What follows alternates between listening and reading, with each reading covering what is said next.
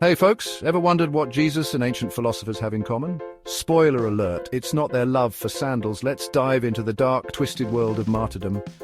Because while being a thought leader in the modern age might get you a book deal and a TED Talk, back in the day it got you, well, killed. And these weren't your quiet, dignified deaths either. We're talking poisonings, stonings, and enough hemlock to kill off every character in a Shakespeare play. So buckle up, because we're about to explore the gruesome, absurd, and surprisingly hilarious ways some of history's greatest minds met their untimely ends. First up, the OG of getting axed for your thoughts, Socrates. This guy was basically the ancient Greek version of your annoying friend who loves to play devil's advocate, except instead of arguing about whether pineapple belongs on pizza, he was debating the nature of justice and the good life, which, fair enough. Except, this being ancient Athens, not everyone appreciated his relentless questioning. See, Socrates had this nasty habit of making powerful people look stupid, which, let's be honest, is a pretty good way to make enemies in any era. He'd wander around the marketplace, striking up conversations with pompous politicians and self-important philosophers, peppering them with questions until their arguments crumbled faster than a stale croissant. Now, you might think a society that prided itself on democracy and free speech would appreciate a good intellectual sparring match. And you'd be wrong. Turns out the Athenian elite were about as receptive to criticism as a hedgehog in a balloon factory. They accused Socrates of corrupting the youth and impiety, which is a bit like getting written up at work for being a buzzkill and not refilling their coffee pot. So what was Socrates' punishment for the heinous crime of making people think? Oh, just a casual death sentence, but they didn't just toss him in a dungeon and call it a day. No, these were Athenians with a flair for the dramatic. They sentenced him to death by hemlock, a poisonous plant that in a delightful bit of irony causes paralysis and eventually death. The really messed up part, Socrates had a chance to escape. His followers totally could have bribed the guards and smuggled him out of Athens. But in a move that can only be described as peak Socrates, he refused, arguing that it was his duty to obey the law, even if it meant his death. Talk about commitment to your principles. Or maybe he just really hated the thought of starting his life over in exile. Can you imagine?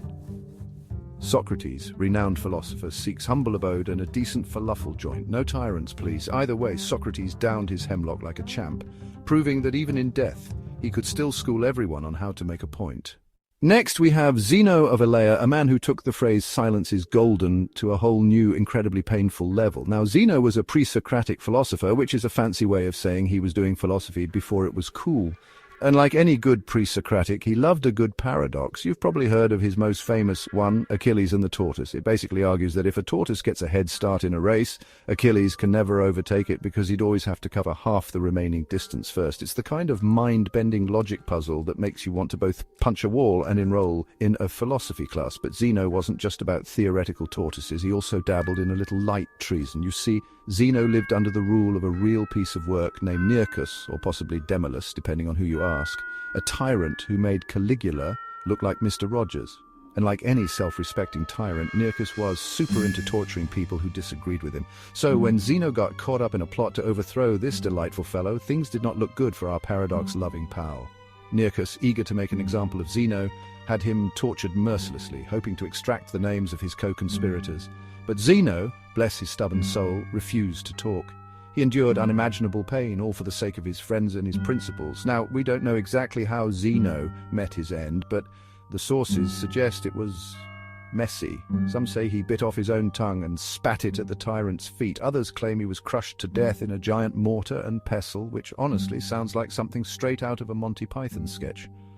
Whatever the method, Zeno's death became legendary, a testament to his unwavering loyalty and his impressive pain tolerance. It's also a good reminder that sometimes it's best to just keep your mouth shut, especially when dealing with power-hungry tyrants with a penchant for creative torture methods. Next up on our philosophical death march is Anaxarchus, a follower of Democritus, the guy who came up with the whole atoms are indivisible thing. Now, Anaxarchus wasn't exactly known for his chill demeanor. In fact, he had a bit of a reputation for being, shall we say, outspoken. Imagine a Greek Socrates, except instead of subtly undermining people with questions, he just straight up told them they were wrong. And not just wrong, but wrong in a way that implied they were dumber than a box of rocks. So, naturally, when he had the misfortune of being captured by Nicocreon, the king of Salamis, not the island where they have the delicious Cypriot cheese, sadly, things took a turn for the worse. You see, Anaxarchus had made the mistake of, how shall we put this, delicately insulting Nicocreon's intelligence. And Nicocreon, being the sensitive soul that he was, decided to take it personally. Like, really personally. As in, I'm going to grind this philosopher into dust and scatter his remains across the land kind of personally. Now, most people in Anaxarchus's position would probably be begging for mercy, offering up groveling apologies, maybe even promising Nicocreon a lifetime supply of olive oil. But not our Anaxarchus. In a move that can only be described as ballsy, he decided to taunt the king one last time. As Nicocreon was having him pounded to death in a giant mortar, yes, apparently this was a popular method of execution back then, Anaxarchus reportedly quipped, pound away at the shell of Anaxarchus, for it is not Anaxarchus you are pounding, but only his sack." It's the kind of line that would make a stand-up comedian proud, even if it was delivered while being brutally murdered. And you know what, it might have actually worked. Legend has it that Nicocreon was so impressed by Anaxarchus's wit and courage that he actually spared his family.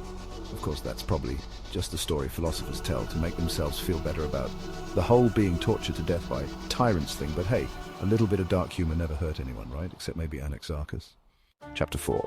And let's not forget Hypatia, the only woman on our list, because apparently being a female philosopher in ancient Alexandria was dangerous enough without adding martyred for your beliefs to your resume.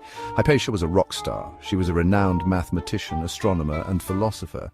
And she was so good at her job that she attracted students from all over the Roman Empire. Think of her as the Neil deGrasse Tyson of her time.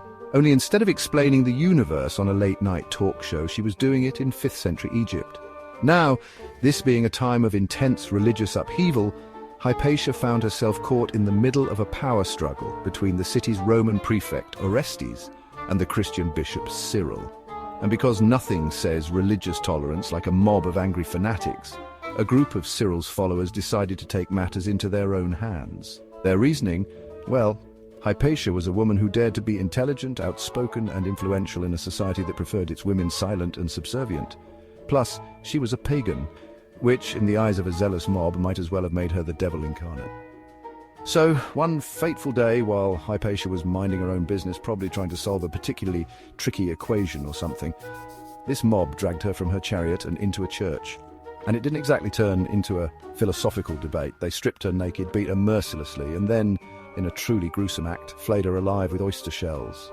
Yes, oyster shells, because apparently even in their barbarity they couldn't resist adding a touch of irony to the whole thing. Hypatia's death sent shockwaves throughout the Roman world. It was a brutal reminder that even in supposedly civilized societies, intelligence, especially when combined with being a woman who dared to challenge the status quo, could be a dangerous thing. And it solidified her place in history as a martyr for knowledge, free thought, and the right to be smarter than a mob of angry dudes with oyster shells. So there you have it, folks. A handful of philosophers who got the ultimate FU from society. They were mocked, tortured, and killed, all for daring to challenge the status quo and make people think a little too hard. But their stories, as absurd and gruesome as they might be, serve as a reminder that the pursuit of knowledge and truth has always come at a price. Now, I'm not saying you should go out and get yourself martyred for your beliefs. In fact, I highly recommend against it. But maybe, just maybe, the next time you scroll past a thought-provoking article or find yourself engaged in a lively debate, take a moment to appreciate the sacrifices of those who came before us. And if you enjoyed this dark and twisted little history lesson, be sure to like, subscribe, and hit that notification bell for more tales of philosophy, absurdity, and the occasional gruesome death. Because hey, someone's got to keep it real, right?